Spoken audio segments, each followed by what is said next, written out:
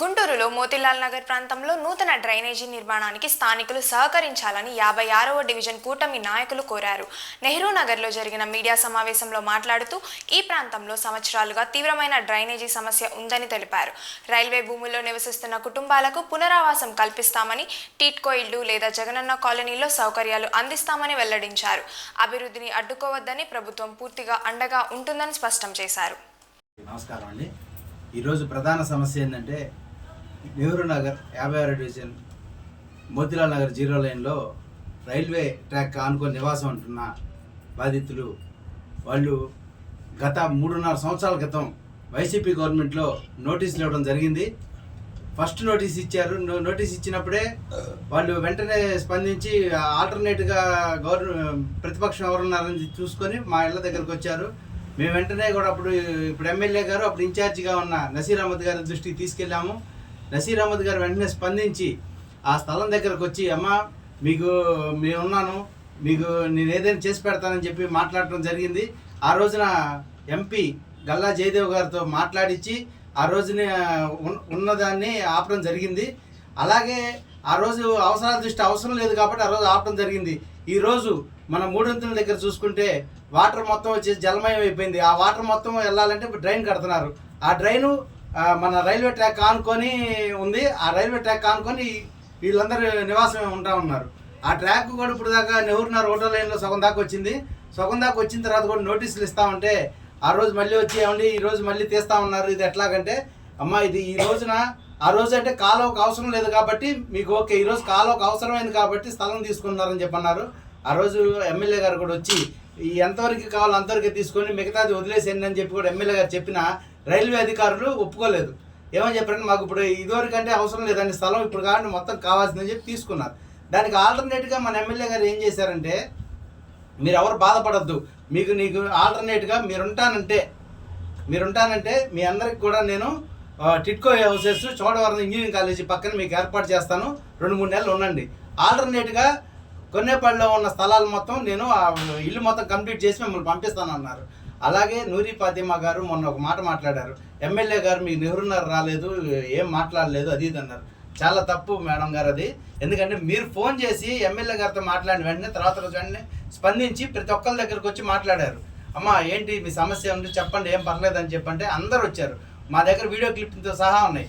అందరూ వచ్చి ఎమ్మెల్యే గారిని ఒకటే అడిగారు, సార్ మీరే సమస్య చెప్పండి. మీరు వింటానని నేను చెప్తానమ్మా, మీకు ఎవరికి అన్యాయం కలిగి చేయాలని చెప్పి నాకు ఇది లేదు. మీకు ఒక మాట చెప్తాను, మీకు ఇప్పుడు టిట్కో హౌసెస్ ఉన్నాయి, ఒక 3 నెలల పాటు మీరు అక్కడ ఉండండి, ఆల్టర్నేట్గా నేను ఇల్లు రెడీ చేసి మిమ్మల్ని అక్కడ పంపిస్తాను అంటే, సార్ ఈ 3 నెలలకు కూడా కంప్లీట్ కాకపోతే మేము వెళ్ళిపోవాలంటే ఏం వెళ్ళొద్దు, మీరు ఉండండి, మీకు పక్కన కంప్లీట్ చేసిన తర్వాత మిమ్మల్ని ఇక్కడి నుంచి పంపిస్తా అని చెప్పి చెప్పడం జరిగింది. దానికి ఆ రోజు వాళ్ళందరూ కూడా స్పందించి చక్కగా వెంటనే థ్యాంక్ యూ సార్ అని చెప్పి వెళ్ళిపోయారు. అది అయిపోయిన తర్వాత మళ్ళీ 2 రోజులకే మరి ఎవరు రాజకీయం చేశారో ఏమో తెలియదు కానీ మిమ్మల్ని తీసుకెళ్ళి ఊరు బయట పడేస్తున్నారు, మీకు తర్వాత ఏమి ఉండదు, ఇక మీరు వెళ్ళబాకండి అని చెప్పి ఎవరు ఏ మాటలు చెప్పారు వాళ్ళు దానికి ఇదైపోయి వెంటనే మేము 3 తరాల నుంచి ఉంటున్నాము, మమ్మల్ని తీసుకెళ్ళి మమ్మల్ని వేరే చాట పెడుతున్నారు, మాకు ఇది కరెక్ట్ కాదని చెప్పి మాట్లాడారు. మళ్ళీ ఎమ్మెల్యే గారు మీరు ఇంకొకసారి ఆలోచించుకోండి అని చెప్తే లాస్ట్ రోజు రైల్వే అధికారులు కొట్టేయడానికి వస్తుంటే నాకు ఒక 50 మంది దాకా మేమంతా కూటమి నాయకులు అందరం కూడా మోతీలాల్ నగర్ చేరుకున్నాం. ఒక 50 మంది పేర్లు ఇచ్చారు, మేమందరం కూడా టిట్కో హౌసెస్కి వెళ్తామని. ఆ 50 మంది పేర్లు లిస్ట్ అవుట్ చేసి ఎమ్మెల్యే గారికి పంపించాం. పంపిస్తే ఎమ్మెల్యే గారు అన్నారు వీళ్ళందరికీ కూడా మనం ట్రాన్స్పోర్ట్ ఛార్జెస్ అన్నీ పెట్టుకొని మనం పంపిద్దాం వీళ్ళందరినీ అని చెప్పి గ్యాదర్ చేసుకున్న సమయంలో మేము వాళ్ళంటే ఫోన్ చేసి మాట్లాడాం, ఓకే అన్నాం. ఓకే అని 1 గంటకు మళ్ళీ ఫోన్ చేసి మేము ఇక్కడి నుంచి వెళ్ళామన్నారు. మరి వీళ్ళు నిమిషానికి ఒక రకంగా వీళ్ళని ఇట్లా మారుస్తున్నారు, డైవర్ట్ చేస్తున్నారు. వాళ్ళని ఇట్లా డైవర్ట్ చేసి వీళ్ళని అన్యాయంగా గురి చేస్తున్నారు. రేపు రోజున ఏదైనా చేయాలంటే కూటమి ప్రభుత్వం మాది, మేము ఏదైనా చేయాలన్నా వాళ్ళకి మంచి చేయాలన్నా ఏదన్నా కానీ మేము చేయాలి. అలాంటిది మేము వాళ్ళని ఒక పద్ధతి ప్రకారం జాగ్రత్త తీసుకెళ్తుంటే వాళ్ళని రాజకీయాలు చేసి వీళ్ళని వజాన చేసి ఈ రోజున వాళ్ళని అటు ఇటు కాకుండా చేస్తున్నారు. రేపటి రోజున ఏదన్నా వాళ్ళందరికీ కూడా అవసరం ఇచ్చే ఏదన్నా కానీ అప్పుడు చెప్పారు ఎమ్మెల్యే గారు, ఈరోజు చెప్తున్నారు. మీకు ప్రతి ఒక్కరికి కూడా ఏది ఉన్నా కానీ ఎమ్మెల్యే గారు ఉన్నారు అండగా. మీరు ఎవరైనా ఆలోచించుకుని ఇప్పటికైనా మేము చెప్తున్నాం, ఆలోచన చేసుకొని ఎవరికి ఏది ఇల్లు కావాలంటే రాండి, మమ్మల్ని సంప్రదించండి, మిమ్మల్ని తీసుకెళ్ళి ఆ టిట్కో హౌస్ దగ్గర ఉంచుతాం. 3 నెలల తర్వాత ఆల్టర్నేట్గా ఎమ్మెల్యే గారు ఒకటే మాట చెప్పారు, మీకు ఆ ఇల్లు మొత్తం రెడీ చేసి ఇస్తా ఉన్నారు. అది తూచా తప్పకుండా ఎమ్మెల్యే గారు చెప్పారంటే చేస్తారు. కాబట్టి మీరు అందరూ కూడా అర్థం చేసుకొని సహకరించవలసిందిగా ప్రార్థిస్తున్నాను. నగర్లో ఒక అంశం మీద దాదాపు ఒక నెల రోజుల నుంచి చర్చలు జరుగుతున్నాయి. మరి మోతీలాల్ నగర్లో ఫస్ట్ లైన్ అంతా రైల్వే ట్రాక్ పక్కన ఉన్నది కాబట్టి అది ఆ రైల్వే వాళ్ళు గోడ కట్టాలి, అక్కడ డ్రైనేజ్ కట్టాలి అని చెప్పి గత 3 సంవత్సరాల నుంచి వాళ్ళకి నోటీసులు ఇస్తూ వైసీపీ హయాంలో కూడా మరి నోటీసులు ఇస్తూ అక్కడి నుంచి వాళ్ళని ఖాళీ చేయించి, ఎందుకంటే ఆ 3 కట్ల మధ్య అంతా వాటర్ వచ్చేసి నెహ్రూ నగర్ కానీ అటు డొంకరోడ్డు ప్రాంతం అంతా మునిగిపోద్ది అనే ఉద్దేశంతో గవర్నమెంట్ అధికారులు వాళ్ళని ఖాళీ చేయమని 3 years నుంచి చెప్తూ ఉన్నారు. వాళ్ళు అప్పటి నుంచి కూడా వైసీపీ గవర్నమెంట్లో కూడా వాళ్ళు మాకు ఏదైనా పునరావాసం చూపించమని వాళ్ళు సోదరులు కోరడం జరిగింది. అప్పుడు మన నజీర్ అహ్మద్ గారు ఇన్ఛార్జిగా ఉండి అప్పుడు కూడా వాళ్ళకి సహాయ సహకారాలు అందించడం జరిగింది. కానీ ఈ రోజున మరి ఆయన ఖాళీ చేయమని చెప్పి మేమందరం వెళ్ళి అక్కడ ఖాళీ చేయండమ్మా, వేరే మీకు మంచి ప్రదేశం ఒకటి చూపించి ఇల్లు ఈ టిట్కో హౌస్లో కూడా చూపెట్టి మీరు అక్కడ ఉండండి అని చెప్పి ఎమ్మెల్యే గారు చెప్పడం జరిగింది. దాదాపు 5-6 సార్లు వచ్చారు. మేమందరం వెళ్ళాము, కూటమి నాయకులందరం వెళ్ళాము, నజీర్ గారు వెళ్ళారు. వాళ్ళందరికీ సర్ది చెప్పి మీకు మంచి అనుకూలమైన ప్రదేశము, అలాగే ట్రావెలింగ్ ఇక్కడి నుంచి మీ సామాన్లు అవన్నీ చేర్చడానికి మీకు ఎట్టి పరిస్థితుల్లో ఇబ్బంది లేకుండా మళ్ళీ మీకు వేరే ఎక్కడో చోట ఇల్లు చూపించేంత వరకు కూడా ఈ టిట్కో హౌస్లో ఉండమని చెప్పి నజీర్ అహ్మద్ గారు కోరడం జరిగింది.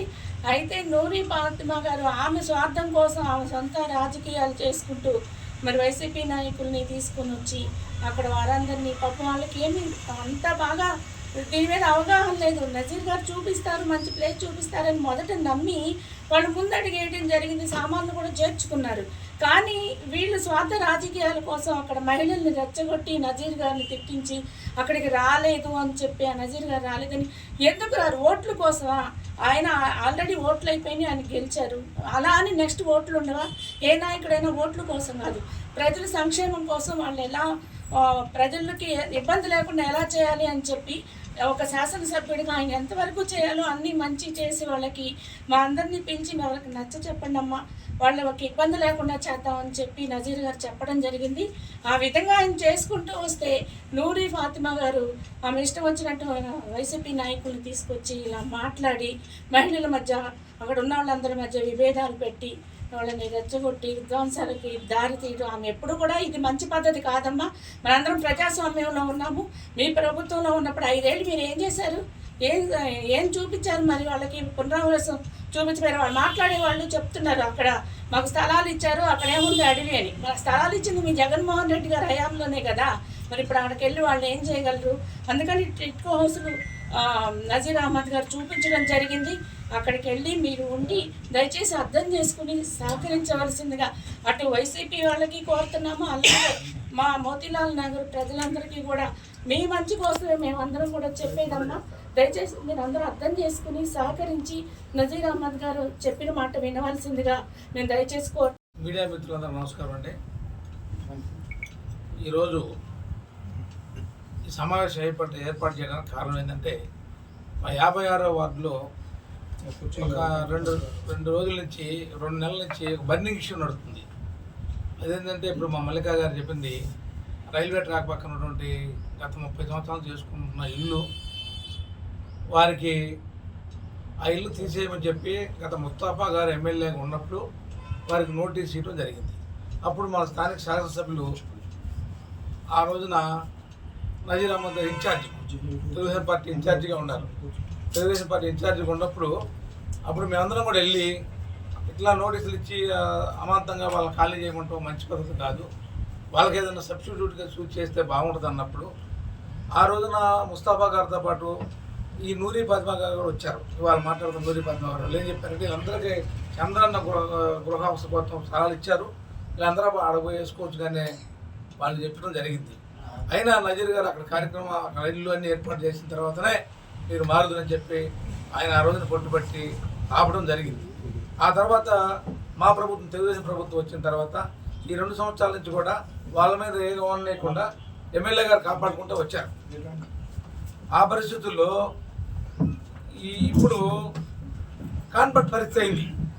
ఎమ్మెల్యే గారి స్థాయి కూడా దాటిపోయి సెంట్రల్ గవర్నమెంట్ ప్రాపర్టీ అవ్వడం వలన సెంట్రల్ మినిస్టర్ గారు కూడా ప్రత్యేకంగా చూసిన రోజు ఉంది. ఇక్కడ రంజాన్ గారు కూడా ఆయన నోటీసులో పెడతాం, ఆయన కూడా రిలీజ్ చేయటం ఇవన్నీ చూసిన పరిస్థితుల్లో అయినా కూడా సెంట్రల్ గవర్నమెంట్ ప్రాపర్టీ ఇవ్వాల్సిన పరిస్థితి వచ్చి ఇవాళ వాళ్ళు నోటీస్ ఇస్తే ఆ నోటీసు మీద వాళ్ళు స్వచ్ఛందంగా 70% ఇల్లు ఖాళీ చేసి వెళ్ళిపోతే మిగిలిన వైసీపీలో ఉన్నటువంటి కొంతమంది లోకల్ ప్రేరేపిత నాయకుల ప్రభావం కానీ ఇన్ఛార్జిగా ఉన్నటువంటి ఇవాళ వైసీపీ ఇన్ఛార్జిగా ఉన్నటువంటి నూరి పద్మ గారి ప్రభావం కానీ ఏదేమైనా కొంతమంది ఆగటం జరిగింది.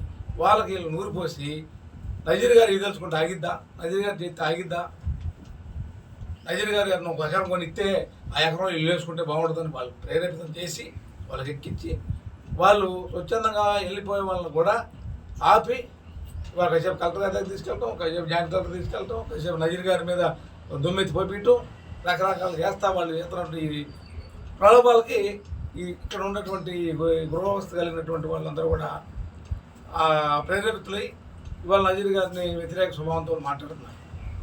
నేనైతే ఒకటే చెప్తాను, నేను కూడా అక్కడికి వెళ్ళాను 2-3 సార్లు. మా నాయకులు, స్థానిక నాయకులు అందరూ వెళ్ళాం, కూర్చొని వాళ్ళతో మాట్లాడినప్పుడు ఏంటంటే వాళ్ళందరూ డిమాండ్ చేసింది ఏంటంటే ఏదన్నా దగ్గర అది ఊర్లో ఇచ్చారు టిట్కో ఇల్లు, అది కాకుండా దగ్గరలో ఇస్తే బాగుంటుందని రిక్వెస్ట్ చేయడం జరిగింది. ఆ డిమాండ్ మీరు నజీర్ గారు మా ఎమ్మెల్యే గారు నోటీసులో పెడితే ఎమ్మెల్యే గారు ఏమన్నారంటే ముందు తాత్కాలికంగా అది కలపండి, గవర్నమెంట్ ప్లాన్ పెట్టేదా, గవర్నమెంట్ దాంట్లో ఉండమనండి. వాళ్ళు ఇమీడియట్గా గవర్నమెంట్ సబ్స్టిట్యూట్గా చూపించకపోతే వాళ్ళు ఖాళీ చేయరు కదా తిరిగి, కాబట్టి అక్కడ ఉండమనండి. వాళ్ళు ఎక్కడి నుంచి మూవ్ అవ్వడానికి అవసరమైతే వాళ్ళకి కావాల్సినట్టు ఏర్పాట్లు మనం చేద్దాం, దానికి సంబంధించిన అమౌంట్ కూడా మనం ఇచ్చి వాళ్ళు ఎక్కడి నుంచి వాళ్ళు ఎక్కడ వెళ్తానంటే ట్రాన్స్పోర్ట్ ఖర్చు కూడా మనం వేద్దామని ఎమ్మెల్యే గారు చెప్పడం, ఎమ్మెల్యే గారి దగ్గర పార్టీ పచ్చాలు వెళ్ళి మాట్లాడటం, ఆయన ఎక్స్ప్లెయిన్ చేయటం, దాన్ని కూడా మళ్ళీ తిప్పి వక్రీకరించి మాట్లాడేట్టు చేయటం, ఇన్ని చేస్తున్నారు. అంతిమంగా నష్టపోయేది ఏదైతే అక్కడ ఆక్యుపైడ్ ప్లేసెస్ ఉన్నారో వాళ్ళు నష్టపోతారు.